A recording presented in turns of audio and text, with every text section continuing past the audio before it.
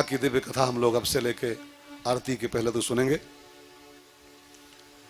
तो रास पंचाध्यायी की कथा आप सुनो, उसके पहले रास का वास्तविक अर्थ क्या होता है उसको जान के तब सुनने में आपको विशेष मजा आएगा। हम लोग एक फीडिंग किए हैं, दिमाग में फीड किए हैं कि रास माने गोपियां होंगी और कन्हैया जी होंगे और कुछ गाना बजाना हुआ होगा, डांस वांस हुआ होगा, उसी को रास कहते हैं। एक हमारी फीडिंग दिमाग में है और गलती आपकी नहीं, गलती हम लोगों की, बताने वालों की है। हम लोग इस ढंग से बता देते हैं कि वो और वृंदावन में वो गोपियां मिल गई और कन्हैया जी खूब डांस वांस किए थे, वही रास होता है। तबला हारमोनियम बजा होगा और नाच गाना हुआ होगा, वो वही रास होता है। ये गलती आपकी नहीं है, गलती हम लोगों की होती। अब जैसी फीडिंग कर देंगे हम आपके दिमाग में, वही तो फीड हो जाएगा। रास माने डांस नहीं होता है, वो जो फीड है उसको आप डिलीट कर दो आज से ही। जो फीड किए बैठे हो बाय द वे कहीं से भी, उसको डिलीट मारो आज से ही।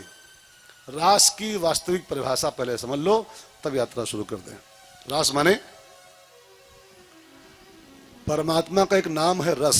ध्यान देकर सुनिएगा, भगवान के जो 50 हजारों नाम है ना, उसमें एक नाम भगवान का है रस। रसो वै सह, रस है परमात्मा। अब ये जीव नीरस है, ध्यान देकर सुनना। नीरस जीव और सरस परमात्मा, रस परमात्मा। ये नीरस और रस का मिलन हो जाए, मतलब जो रस रूपी परमात्मा है उस रस की हम प्राप्ति कर लें, हमारा जीवन रसमय हो जाए, बस इसी का नाम रास होता है। और जब तक रस ना आए जीवन में तो सब, अच्छा आप हलवाई के कभी दुकान पे बैठे हो, देसी घी में वो छाने, वो क्या होती है, देसी घी में छाने, बढ़िया मैदा लाए, बढ़िया घी लाए, सब देसी घी में छाने, लेकिन उसको डुबाए ना उसमें, जो अलग होता है टमेक, रस की कढ़ाई होती ना चाशनी वाली, वो जलेबी बाई को बनाए और देसी घी में भूने, खूब बढ़िया बनाए, लेकिन रस में डुबाए ना तो उसकी कोई महिमा है जलेबी की? चाहे देसी घी में पकी हो, शुद्ध बेसन लगा हो, शुद्ध सब लगा हो, लेकिन रस ना डुबाया जाए तो जलेबी माने क्या कुछ है? तो जलेबी का महत्व तब है जब रस में डूबती है वो। ऐसे ही इस जीव का महत्व तब है जब रस की प्राप्ति कर ले। रस माने परमात्मा, गन्ने का रस नहीं, रसो वै सह, परमात्मा रस है। तो हम रस की प्राप्ति कर लें, माने ये जीव ब्रह्म को पा जाए, ब्रह्म और जीव का मिलन हो जाए, बस इसी मिलन का नाम रास होता है। गोपी जीव का प्रतीक है और कृष्ण परमात्मा है। परमात्मा और जीव माने गोपी कृष्ण मिले थे, उसका नाम रास है। इस अर्थ में इसको सुनना है कि हमारा जीव भगवान में कैसे मिले, ब्रह्म और जीव का मिलन कैसे हो, ये इस कथा का वास्तविक अर्थ है। और इसी परिप्रेक्ष्य में, इसी उद्देश्य को लेके आज की यात्रा हम लोग सुनेंगे, करेंगे। और जीव ब्रह्म मिल जाए, यही तो प्राण है जीवन का, यही तो फल है। ये जीव ब्रह्म को पा जाए, यही तो सार्थकता है, यही तो धन्यता हमारे जीवन की। तो आइए इसी उद्देश्य को लेके आगे बढ़ें और आज की यात्रा शुरू करें। उससे पूर्व 1-2 मिनट मेरे साथ प्रभु का नाम और फिर आज की जर्नी जो भागवत का प्राण है शुरू की जाए। सब लोग गाओ, सब लोग गाओ। मेरो प्यारो नंद लाल किशोरी राधे, मेरो प्यारो नंद लाल किशोरी राधे, मेरो प्यारो नंद लाल किशोरी राधे, मेरो प्यारो नंद लाल किशोरी राधे। ओ किशोरी राधे श्याम गोरी राधे, किशोरी राधे श्याम गोरी राधे, ओ किशोरी राधे श्याम गोरी राधे, किशोरी राधे श्याम गोरी राधे। ओ मेरो प्यारो नंद लाल किशोरी राधे, मेरो प्यारो नंद लाल किशोरी राधे, मेरो प्यारो नंद लाल किशोरी राधे, मेरो प्यारो नंद लाल किशोरी राधे। तो जीव और ब्रह्म का मिलन ही रास है और मैं फिर विनती करूं, सुनना मत, कोशिश करना कि ये रास हमारे जीवन में हो। हमारा जीव ब्रह्म से कैसे मिले, हम कृष्ण से कैसे मिले, आज की पूरी कथा इसी परिप्रेक्ष्य में सुनी जाए, तब सार्थकता है भागवत सुनने की, तब ये प्राण आपके हाथ आ जाएगा। तो रास में प्रवेश करने की सबसे पहली शर्त है, इसको एक एक चीज को आज की गांठ बांधो, एक एक चीज को। रास में प्रवेश करने की, सुनने की नहीं, प्रवेश करने की पहली शर्त है कि रास गोला बाजार में नहीं संभव है, लखनऊ बंबई में नहीं संभव है। रास जब होता है वृंदावन में ही होता है। जब होगा वृंदावन में होगा। किसी भी पुराण में लिखा दिखाओ कि एक बार रास बंबई में हुआ था, एक बार रास बेंगलोर में हुआ था, नहीं, जब हुआ है वृंदावन। और यहां तक मैं बताऊं, मथुरा में भी नहीं हुआ है, गोकुल में भी नहीं हुआ, द्वारका में भी नहीं हुआ, वो वृंदावन में ही खाली होता है। ये तो पहला सिद्धांत है कि भगवान के साथ मिलन करना है, भगवान को पाना है, तो आपको सबसे पहले गोला बाजार छोड़ना पड़ेगा, वृंदावन में चल के बसना पड़ेगा। बिना वृंदावन वास किए भगवान की प्राप्ति नहीं होगी। अब वृंदावन के दो अर्थ हैं, एक तो लौकिक अर्थ जो वृंदावन है भौतिक, उसको छोड़ो, आध्यात्मिक अर्थ है कथा का। खाली लौकिक पर ही रहोगे तो बात बिगड़ जाएगी। आध्यात्मिक अर्थ वृंदावन माने होता है, वृंदा माने प्रेम भक्ति, और वन माने होता है क्षेत्र, डिपार्टमेंट, क्षेत्र, फील्ड। तो वृंदावन में बसने का बिल्कुल क्लियर कट अर्थ है, भगवान को पाना है तो पहले भक्ति के क्षेत्र में प्रवेश करो। खाली दुकान करके, खाली बच्चे पाल के, खाली खेती करके और खाली खाओ पियो मौज करके उम्मीद कोई करे कि भगवान मिल जाएंगे, एक जन्म नहीं 7-8 जन्म 84 लाख जन्म बीत जाएंगे, ईश्वर नहीं मिलेगा। ईश्वर को पाने की बिल्कुल फर्स्ट शर्त है कि वृंदावन में चल के बसो, वृंदावन में बसाओ अपने को। ये सब काम करते रहो, दुकान मकान की मनाही नहीं है, कोई भी किताब मना नहीं करती दुकान मकान को, लेकिन दुकान मकान में ही फंस के जीवन बीत जाए, ईश्वर नहीं मिलने वाला। कबीरदास ने एक बड़ी बढ़िया बात कही थी, एक साथ मिलते नहीं भोग और भगवान। कबीर ने कह, गारंटी एफिडेविट है कबीर साहब का, एक साथ मिलते नहीं भोग और भगवान। हम संसार के सब मजे भी मार लें और भगवान की प्राप्ति भी कर लें, एक साथ नहीं संभव है। ये सब करते रहो लेकिन वृंदावन जाके बस जाओ।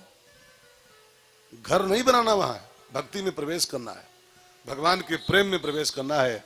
और जब भगवान से प्रेम आपका हो जाएगा ना, तो लिखा है प्रेम ते प्रकट होए मैं जाना। शंकर जी कहते हैं प्रेम से ही भगवान मिलेगा। योग ते प्रकट होए, ज्ञान ते प्रकट होए, अनुष्ठान ते प्रकट होए, ज्ञान ते प्रकट होए, वैराग्य ते प्रकट होए, कहीं लिखे नहीं। किसी किताब में लिखा दिखा दो ला करके, अनुष्ठान ते प्रकट होए, ज्ञान ते प्रकट होए, कहीं लिखा नहीं। वैराग्य ते प्रकट होए, यज्ञ ते प्रकट होए, कहीं लिखा नहीं। भगवान शिव ने कहा है प्रेम ते प्रकट होए, प्रेम ते। राम ही केवल, आपको चौपाई याद है सबको, राम ही केवल, न पैसे से मिलते हैं, न फूल मानस मिलते हैं, न यज्ञ से, न हवन से, न पूजा से, न पाठ से। राम ही केवल प्रेम प्यारा। केवल माने वनली, उसका कोई सब्स्टिट्यूट नहीं कि प्रेम नहीं चलो ये सही है, प्रेम नहीं तो इससे मिल जाएंगे, उसका कोई विकल्प नहीं है। राम ही केवल प्रेम प्यारा। वो जब मिलता है प्रेम से ही मिलता है, और प्रेम का ही अर्थ है वृंदावन, प्रेम ही वृंदावन है। इसलिए भगवान के साथ रास करना है, सबसे पहला काम करो, आज ही करो, कल का भरोसा कोई नहीं। वो दुकान पे लिखा होता है, तभी देखा आपने, आज नगद, पढ़ा है, पढ़े हो ना, आज नगद और कल उधार। एक भाई साहब गए एक दुकान पे किराने की, तो वहां बोर्ड लगा था आज नगद कल उधार। तो उनको लगा कि बड़ा बढ़िया दाम है, आज नगद ले लें, कल उधार ले लेंगे। तो भाई साहब 300 रुपये आटा वाटा लिए नगद, और पर्चा पढ़ लिए, कल उधार मिल जाएगा। तो कल पहुंचे, सेठ जी वो सामान पैक करो, थोड़ा सामान, और पैसा बाद में मिलेंगे, आप लिखे हो, तो कल हम आपके नगद लिए थे, आज उधार दो सामान। तो तो सेठ ने बड़ा बढ़िया उत्तर दिया। उसने कहा बोर्ड पढ़ो फिर से। बोर्ड पे क्या लिखा है? आज नगद और कल उधार। आज नगद मिलेगा, कल उधार, कल आना उधार मिलेगा। कल तो नगद लिए थे यार। का वो कल नहीं, आज नगद कल उधार। अब ये सेंटेंस खाली दुकान का मंत्र नहीं है, वो ये सूत्र लागू करो जीवन में। आज नगद कल उधार। कल का क्या भरोसा है यार? यहां कल क्या हो किसने जाना? कल क्या हो जाएगा जीवन में कोई जानता है इसको? इसलिए आज नगद, वृंदावन में आज बसो। आज ही आरती पहले भगवान के साथ रास कर लो। आरती पहले पहले। और ये मत मानना कि बहुत दिन लगते हैं रास होने में। मिनट भर में काम होता, मिनट भर में। खटवांग राजा 2.5 घड़ी में, 2.5 कथा आती भागवत में 9वें स्कंद में, 2.5 घड़ी में खटवांग नाम के राजा ने भगवान की प्राप्ति कर लिया था। 2.5 घड़ी के अंदर। बस ठान लो कि मुझे आज ही भगवान को पाना है, आज ही पाना है। आरती पहले पहले न पा जाओ तुम्हारी गारंटी। लेकिन ठानो तो कहां, ठान नहीं पाते हम लोग। देखा जाए, देखा जाए फंसे पड़े। देखा कौन जल्दी पड़ी, देखा जाए। देखा जाए में सारा गेम बिगड़ रहा है। तो सबसे पहला काम करिए, वृंदावन चलिए मेरे साथ। शरीर से नहीं, आत्मा से, मन से चलो। हाँ, जरा चल के वृंदावन देखो, श्याम बंसी बजाते मिलेंगे। जरा चल के वृंदावन देखो, श्याम बंसी बजाते मिलेंगे। जरा चल के वृंदावन देखो, श्याम बंसी बजाते मिलेंगे। झूला झूल रही होंगी राधा प्यारी, झूला झूल रही होंगी राधा प्यारी। झूला झूल रही होंगी राधा प्यारी। झूला झूल रही होंगी राधा प्यारी। श्याम उनको झुलाते मिलेंगे। श्याम उनको झुलाते मिलेंगे। जरा चल के वृंदावन देखो, श्याम बंसी बजाते मिलेंगे। जरा चल के वृंदावन देखो, श्याम बंसी बजाते मिलेंगे।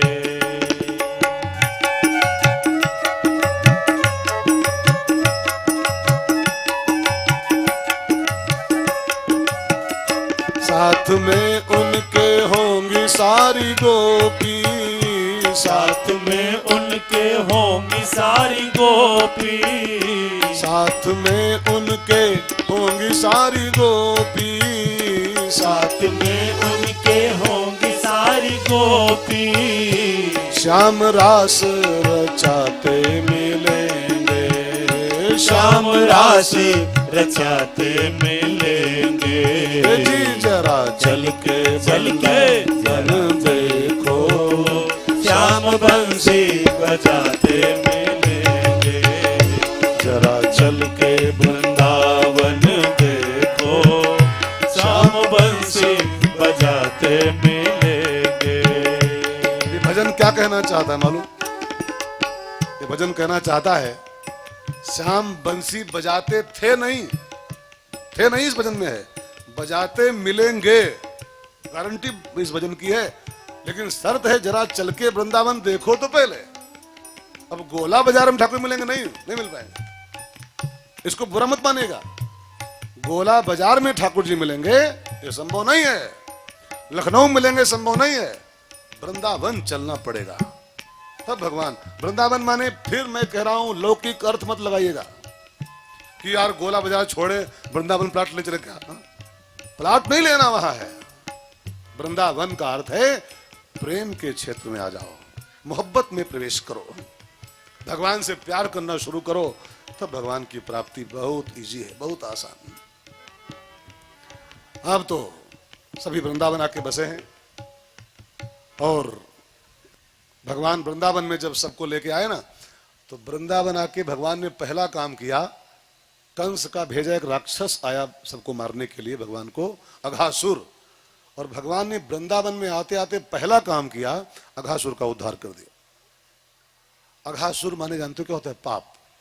अघ माने पाप होता है। और ये सूत्र दे रहे हैं ठाकुर जी कि आप वृंदावन में आके बस जाओ तो मैं आपके अघासुर का खात्मा कर दूंगा। पाप को खत्म करना आपके बस में नहीं है। रामायण में लिखा है, शास्त्रों में लिखा है, जो जस करई सो तस फल चाखा। जैसे आपने कर्म किए उसका फल आपको भोगना पड़ेगा।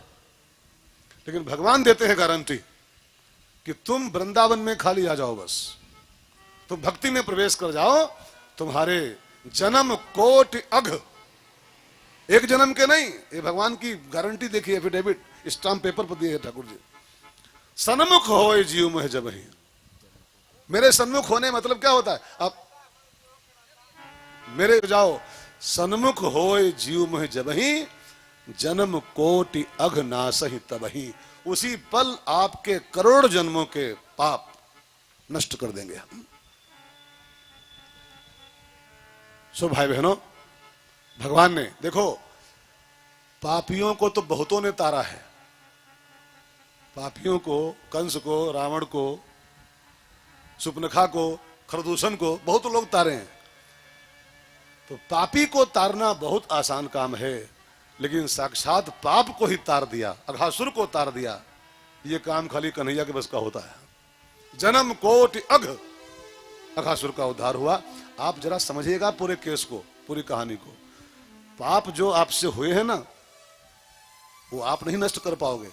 बस आपकी ड्यूटी क्या है? वृंदावन में आके बस जाओ, तो आपका जो अघासुर आपको लील रहा है ना, अजगर बन करके, भगवान उसका पेट फाड़ डालेंगे और आपको पापों से बाहर निकाल लेंगे।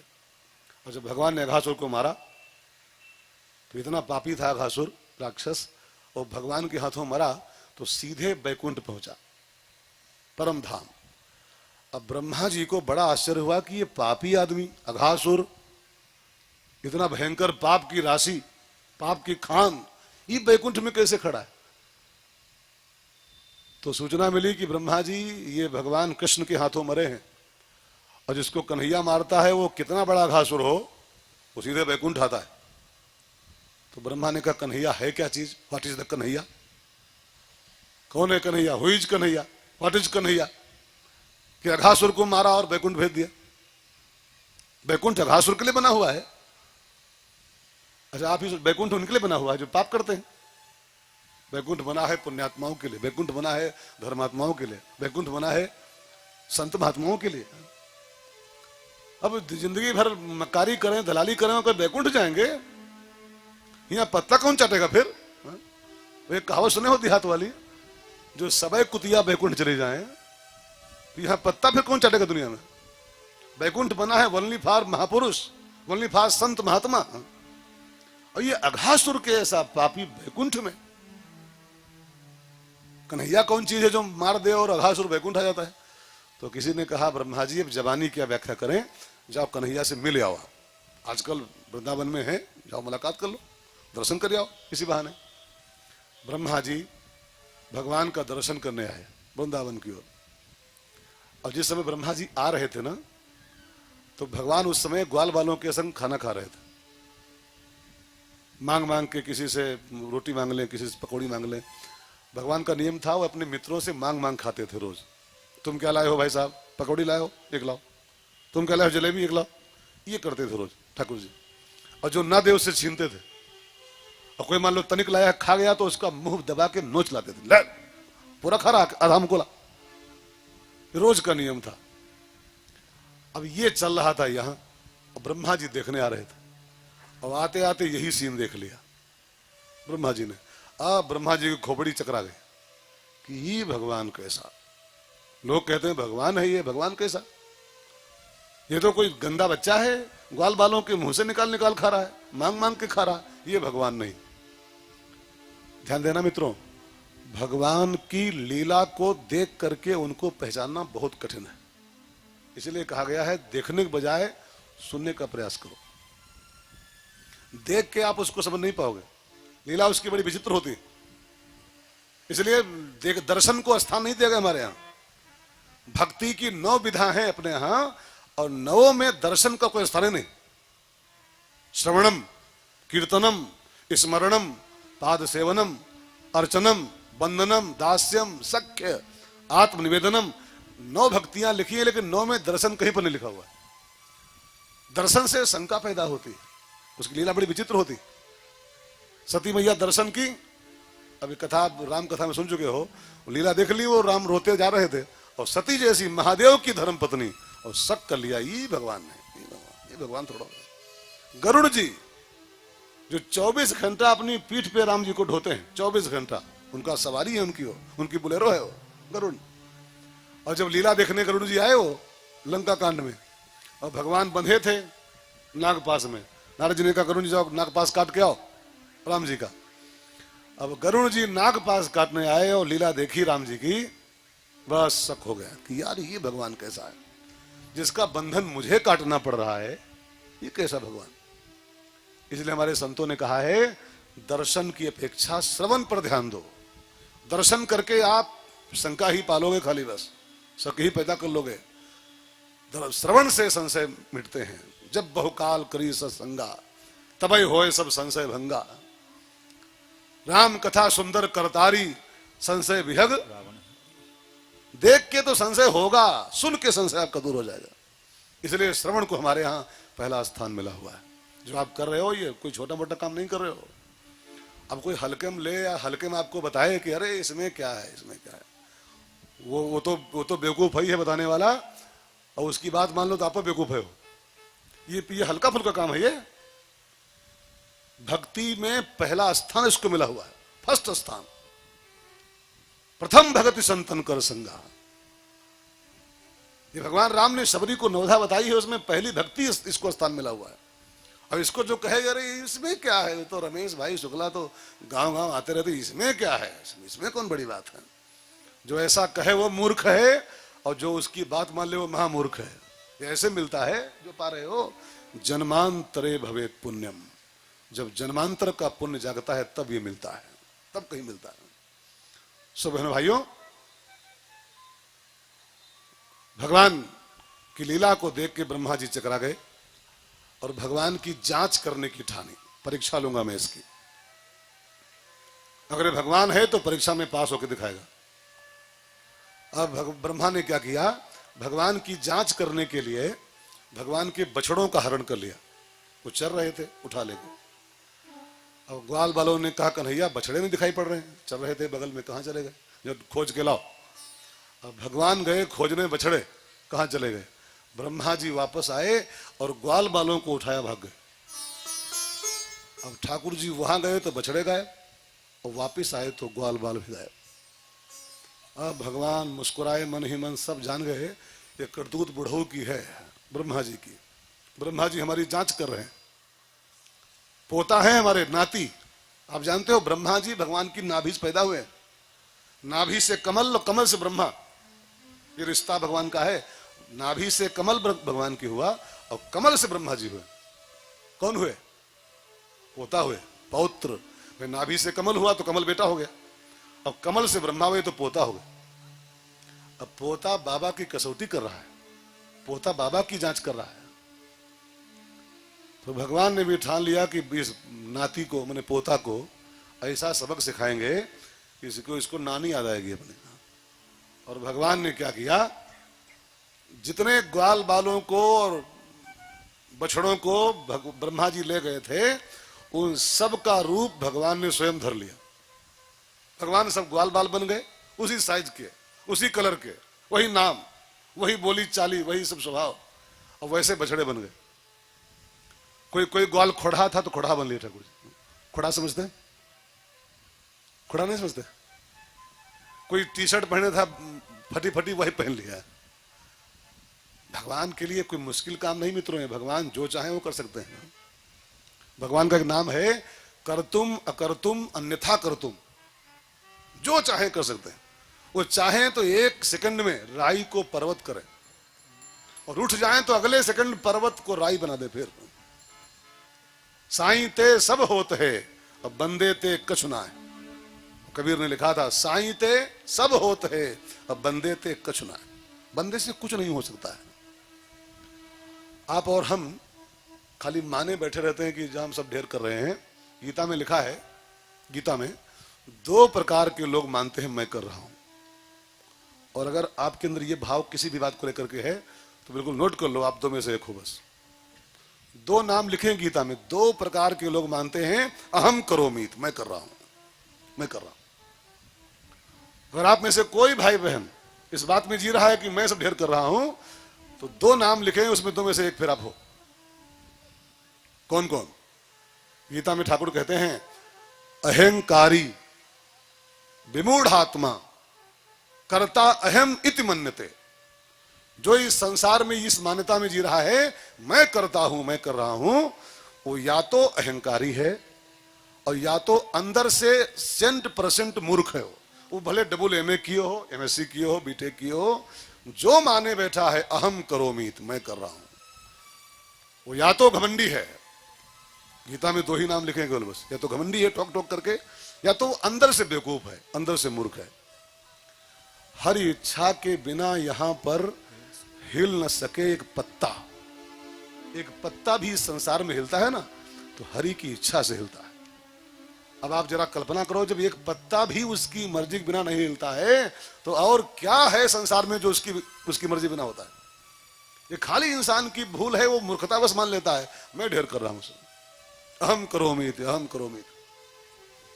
यहां सब भगवान कर रहे हैं। जो हो चुका है, जो हो रहा है और जो होगा, सब यहां ठाकुर जी करते हैं। आपके बस में अब कुछ नहीं है। और जो मानते हो इस बात को, नहीं नहीं तुम कब तो बोलो, सब हमें करे न, जाके देखो अस्पताल में, जाके देखो, बहुतों के नली पड़ी है तब सूसू हो पा रहा है। नली पड़ती है यहां तक, अंदर तक, तब टुप टुप झिल्ली टंगी होती बगल में, वो टपक रहा होता उसमें।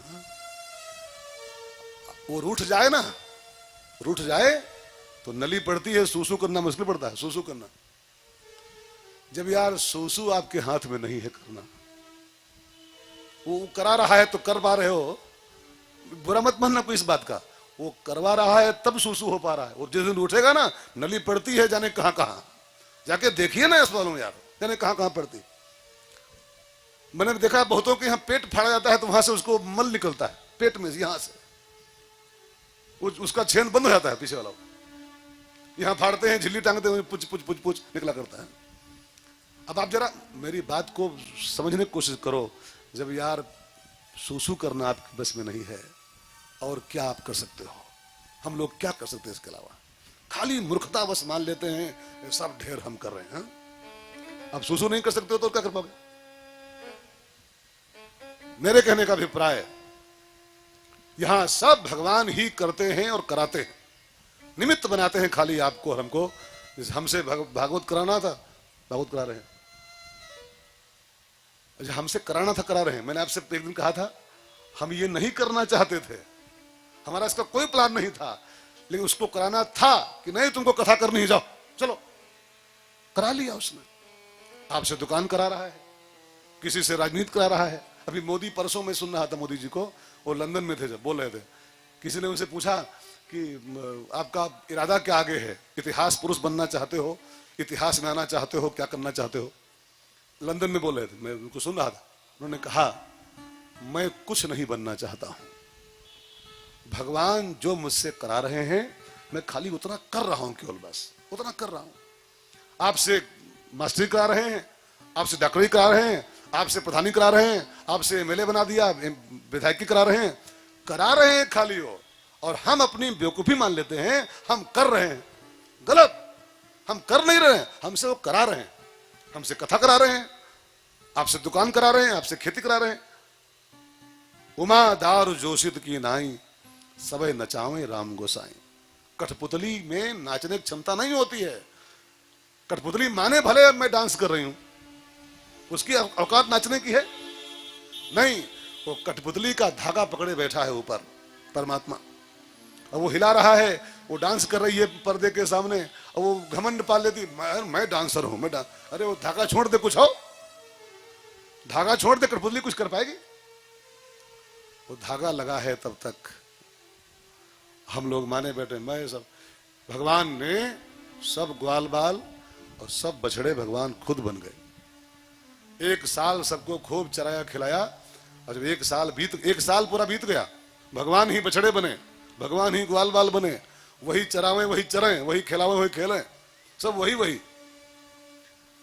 अब 1 साल बीता तो ब्रह्मा जी को हुआ, देखें क्या कर रहे हैं कन्हैया जी ग्वाल बालों के बिना।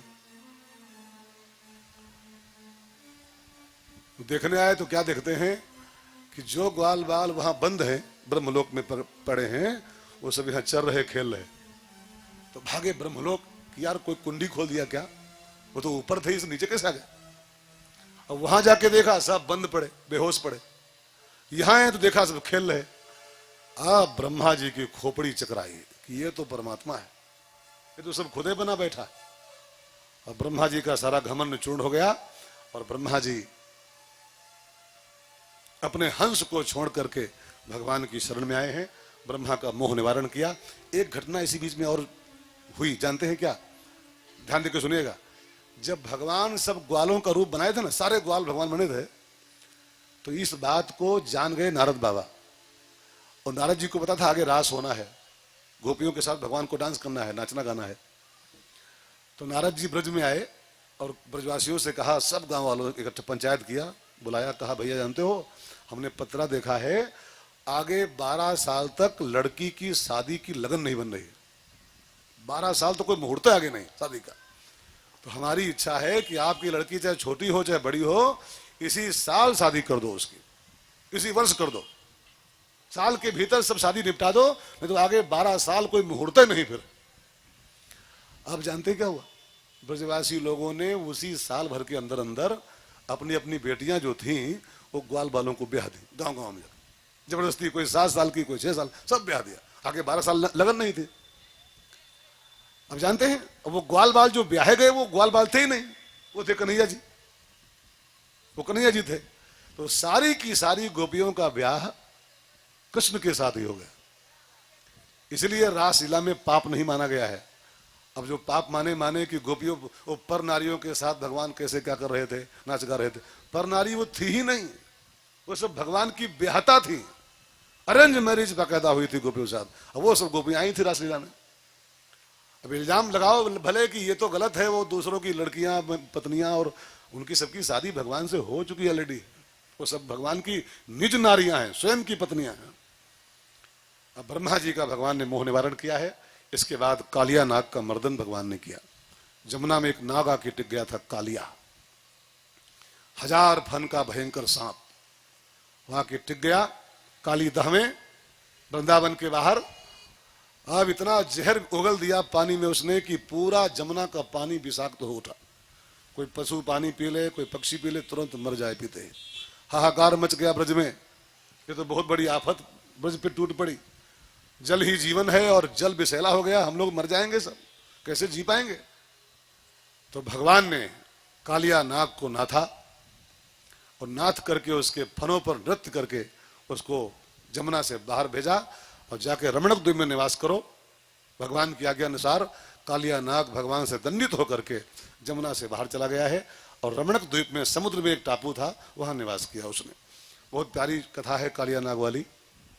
एक बात मैं कहूँ ना, डीजे पर तो बहुत लोग डांस करते हैं, डीजे पर, लेकिन जो कालिया नाग के फन पर नाचे, डीजे पर नाचे वो सामान्य प्राणी है, लेकिन जो कालिया जैसे भयंकर सांप के फन पर नाचे उसी का नाम कन्हैया होता, कृष्ण होता है।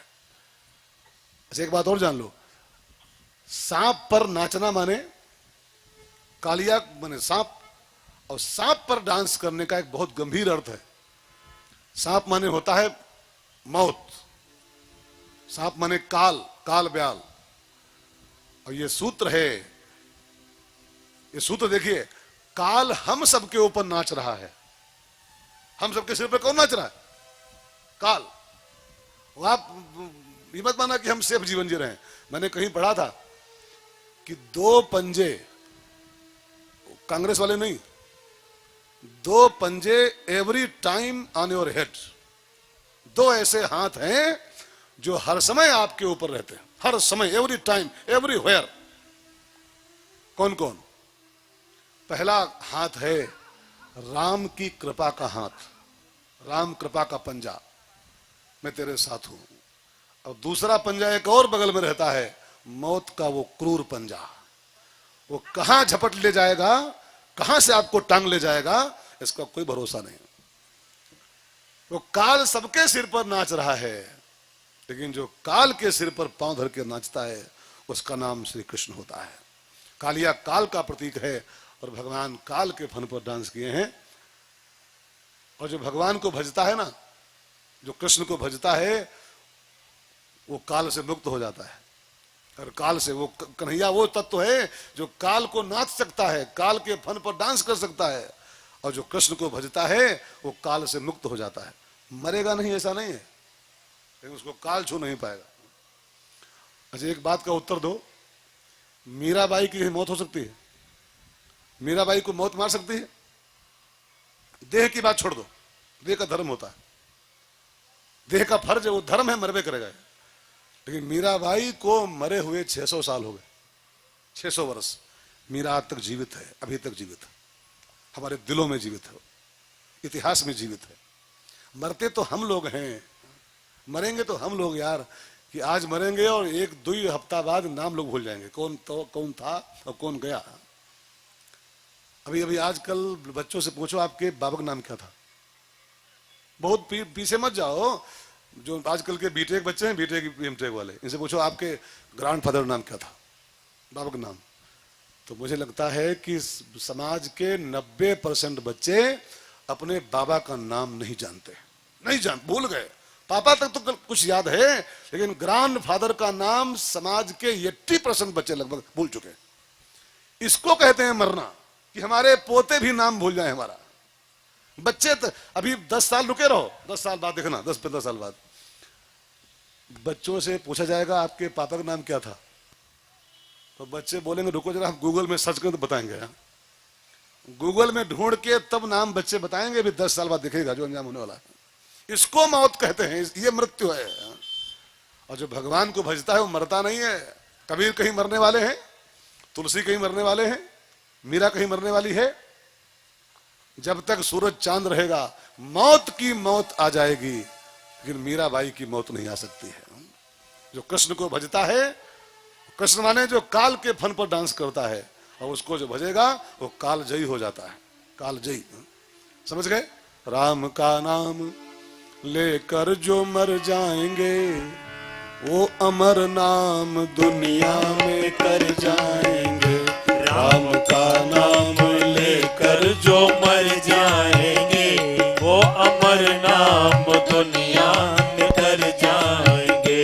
राम का नाम लेकर जो मर जाएंगे, वो अमर नाम दुनिया में कर जाएंगे।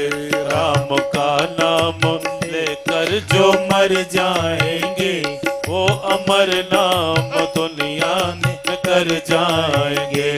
ये न पूछो कि मर कर किधर जाएंगे, ये न पूछो कि मर कर किधर जाएंगे।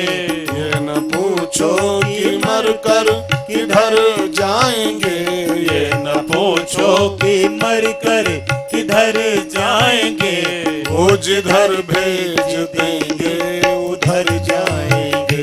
वो जिधर भेज देंगे उधर जाएंगे। राम का नाम लेकर जो मर जाएंगे, वो अमर नाम दुनिया में कर जाएंगे। वो अमर नाम दुनिया में कर जाएंगे। बात मानो न मानो खुशी आपकी, बात मानो न मानो खुशी आपकी। हम मुसाफिर हैं कह कर चले जाएंगे। हम मुसाफिर हैं कह कर चले जाएंगे। हम मुसाफिर हैं कह कर चले जाएंगे। राम का नाम लेकर जो मर जाएंगे, वो अमर नाम दुनिया में कर जाएंगे। वो अमर नाम दुनिया में कर जाएंगे। कृष्ण को भजता है वो काल जयी हो जाता है, ये है कालिया नाग की कथा का एक तात्विक अर्थ। और कालिया नाग के बाद जो कथा आती है, रास पंचाध्यायी की तैयारी सब है। रास में प्रवेश के सब सूत्र हैं। रास पंचाध्यायी के बाद के पहले जो कथाएं आती हैं, 2-3 कथाएं छोटी छोटी हैं। एक कथा उसमें से है वेणुगीत। 10वें स्कंध के 21वें अध्याय में वेणुगीत की कथा आती है। बहुत प्यारा अध्याय है। भगवान की बांसुरी की चर्चा इस अध्याय में आती है। आइए इसको सुने। रास पंचाध्यायी के 4 अध्याय पहले कथा खाली है। चौथी कथा उसके पहले की है। 4 सीढ़ी हैं ये, वेणुगीत, चीरहरण, गोवर्धन और रास। वेणुगीत, चीरहरण, गोवर्धन और रास। रास माने प्रभु की प्राप्ति, और प्रभु की प्राप्ति के पहले वेणुगीत, चीरहरण, गोवर्धन, ये तीनों काम ध्यान देकर सुनिएगा। कथा मान के नहीं, ये स्टेप है। वेणुगीत सुनो, चीरहरण आपका हो, गोवर्धन करो और रास में प्रवेश पा जाओगे। भगवान की प्राप्ति आपको हो जाएगी। तो वेणुगीत का वास्तविक अर्थ क्या है? एक अध्याय में छोटी सी कथा है, 5 मिनट की। इसको ध्यान देकर सुनो। फिर चीरहरण, फिर गोवर्धन, फिर रास। वेणुगीत की कथा आपको सुनाएं उसके पहले थोड़ा सा 1 मिनट वेणु का, बंसी का थोड़ा नाम गा लो। भगवान की बंसी की थोड़ी महिमा गा लो। फिर सुनते हैं वेणुगीत की पावन कथा। तूने मुरली जो बजाई, राधा दौड़ी दौड़ी आई। तूने मुरली जो बजाई, राधा दौड़ी दौड़ी आई। उसकी सांसों में तू है बसा कन्हैया, मुरली में जादू भरा कन्हैया प्यारे, मुरली में जादू भरा।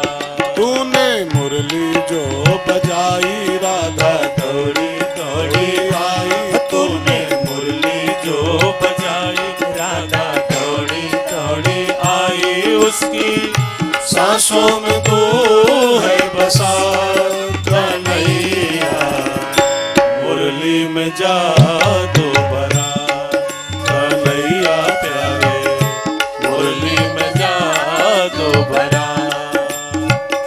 कभी पनघट पे बाजे, कभी जमुना पे बाजे, कभी मधुबन में बाजे मुरलिया हो।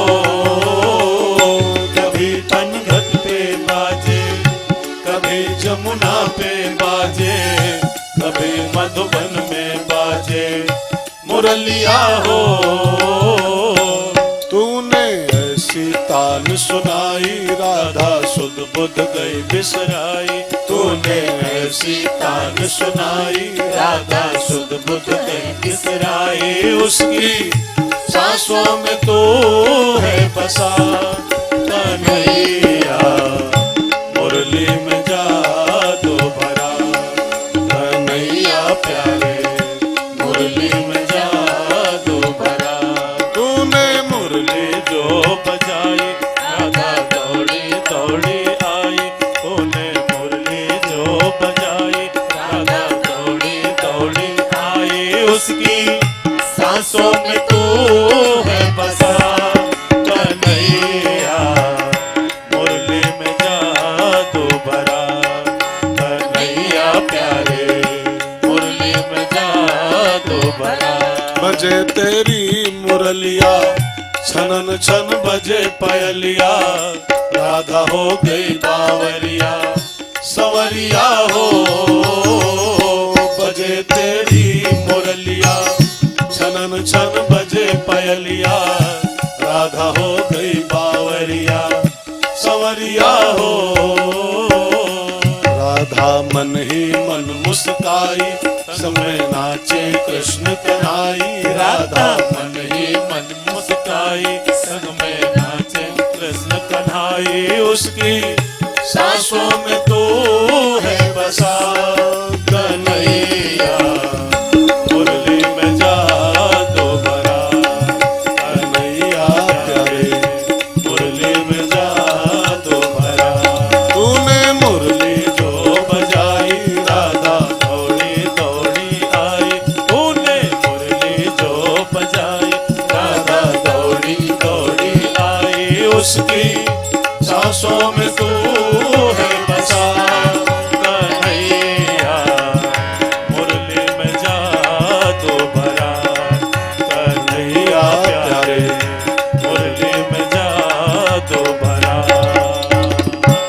रास लीला में एक स्थान मुरली का भी है। मुरली नहीं होगी तो रास हो ही नहीं सकता है। मुरली बजी थी तब गोपियां भागी आई थी, तब रास शुरू हुआ था। तो रास माने आप एक बार उसको फीड कर लो। पहले मैंने आपसे कह रखा था भगवान की प्राप्ति रास है, और उस प्राप्ति में एक रोल मुरली का भी है, बंसी का भी एक रोल है। भगवान को पाना है तो आपको भगवान की बंसी पहले बनना पड़ेगा। बंसी खाली बजाना नहीं, सुनना नहीं है, बंसी बनना है। एक बार गोपियों ने पूछा भगवान से, बंसी से, कि हे बंसी देवी, तुमने क्या किया है कि तुम भगवान की बंसी बनी हो? तुमने कौन सी पूजा किया है? तो इसी एक अध्याय में बंसुरी ने 4 बातें बताई कि बहनों, मैंने 4 काम किए हैं, तब भगवान के ओठों बैठी हूं, मैं भगवान के पास रहती हूं। मेरी आपसे विनती है, ये जो 4 काम बांसुरी ने किए हैं बंसी बनने के पहले, वो 4 काम करोगे तब भगवान की बंसी बन जाओगे आप। और जब भगवान बंसी बजाएंगे आपको बना करके, तब रास का शुभारंभ होगा। उसके पहले रास नहीं हो सकता है। तो बांसुरी कैसे बना जाए? सुना ना जाए बांसुरी कैसे बना जाए? बांसुरी ने खुद बताया, मैंने 4 काम किए हैं, वही 4 काम कर लो। कौन कौन? 1, बांसुरी बोली, पहला काम, बांसुरी बनने की पहली शर्त है कि बांसुरी अपने अंदर कोई गांठ नहीं रखती। बांसुरी को आप देखो, आर पार पोल होती है, यहां झांको आर पार दिखाई पड़ जाएगा आपको, उसके अंदर कोई गांठ नहीं। तो बांसुरी कहती है, मैं मुझसे सीखो, बांसुरी बनना है, भगवान का प्रिय बनना है, तो पहला काम करो, अपने अंदर की सब गांठें पहले साफ करो। अंदर बहुत गांठें फंसी हमारे आपके, प्रपंच, छल, कपट, ईर्ष्या, द्वेष, जलन, ममता, मोह, ये सब अंदर गांठें हैं, अंदर की बीमारियां हैं। और बांसुरी बनने के लिए अंदर की एक एक गांठ साफ होनी चाहिए, एक एक गांठ। न डंडा भले बन जाओ, बंसी नहीं बन पाओगे। तो देखो, जिस बांस की बनती है बांसुरी, उसी बांस की बनती है छड़ी। आपने कल सुना था, छड़ी बांसुरी एक के आटे बनती है, बांस की। लेकिन छड़ी में गांठें होती हैं अंदर, वो छड़ी बन जाती है, और गांठें साफ कर लेती है तो बंसी बन जाती है। वही चीज है, वो कोई अलग चीज नहीं है, वही छड़ी वही बंसुरी। तो गांठें साफ कर लो भीतर की, आप बांसुरी बन गए, भगवान के प्रिय बन गए। और गांठें फंसाए रहे तो लठ बने बने रहो, लठ। एक इधर का शब्द है लंठ, लंठ, लठ और लंठ बराबर है। अंदर गांठें नहीं साफ किए तो लठ भले रहो, लंठ भले बने रहो, बंसी नहीं बन पाओगे। बंसी बनने की शर्त है अंदर की एक एक गांठ साफ होनी चाहिए, अंदर बिल्कुल खोखला होना चाहिए। अच्छा, एक बात और जान लो, दूसरी शर्त यह है कि वो गांठें अपने आप नहीं काट पाओगे आप। देखो, बाहर की गंदगी धोना आसान है, यहां कुछ लगा हो, यहां कुछ लगा हो, यहां कुछ लगा हो, उसको धो सकते हो। खड़े हो जाओ उसके नीचे सावर के, धो लो।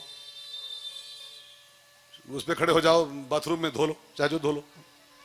बाहर का मैल धोना आसान है, बाहर गांठें काटना आसान है, लेकिन अंदर जो गंदगी भरी है, अंदर जो मैल भरा है, अंदर जो गांठें फंसी हैं, उनको अपने आप नहीं खोल मिलेगा। तो बांसुरी क्या बोली, बहनों, अंदर से खाली होना है तो मैं कारीगर के पास जाती हूं। तो बांस जाता है कारीगर के पास पहले, और कारीगर एक सरिया गरम करता है, और एक सरिया गरम करके उस बांस में डालता है, और डाल डाल के वो सरिया, वो कारीगर अंदर की सब गांठें काट डालता है। कारीगर माने सदगुरु, गुरु ही कारीगर है। अंदर की सफाई गुरु ही कर सकता है।